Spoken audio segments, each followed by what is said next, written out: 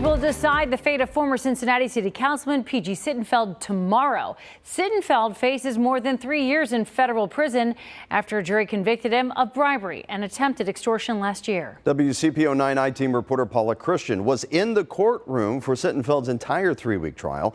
Now she tells us what to expect at his sentencing hearing.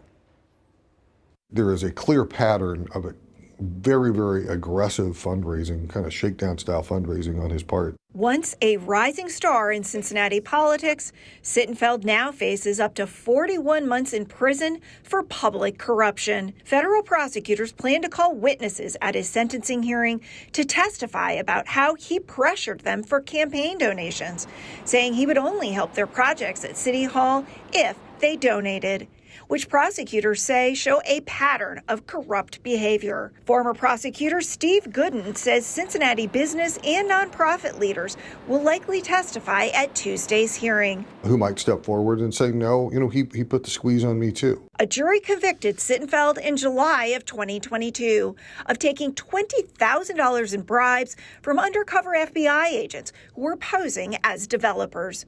Sittenfeld did not pocket the money, instead taking it as a donation to his mayoral campaign, which is an important distinction to Northern Kentucky University law professor Ken Katkin. Those kind of legal issues will probably play more of a role in the sentencing than what's the big circus we'll see about good character versus bad character. Katkin says two big legal issues that could decide how much time Sittenfeld gets are if he accepts responsibility for his crimes and if a harsh sentence in this case will deter future public corruption.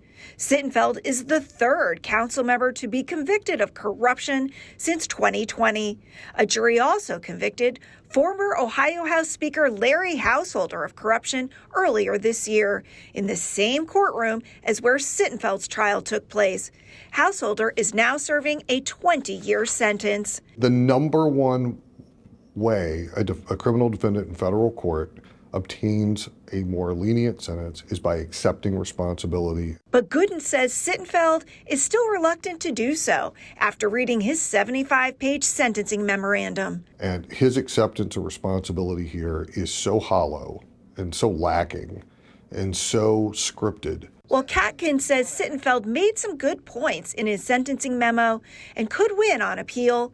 He doesn't think it will be enough to persuade Judge Douglas Cole to skip prison altogether in favor of house arrest and community service, which is the exact sentence that Sittenfeld is hoping for. I think the judge is going to feel obligated to sentence him to some prison time. If Sittenfeld does get prison time, a judge could order U.S. Marshals to take him into custody right from the courtroom.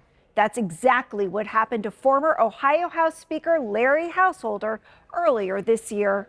Paula Christian, WCPO 9, I-Team.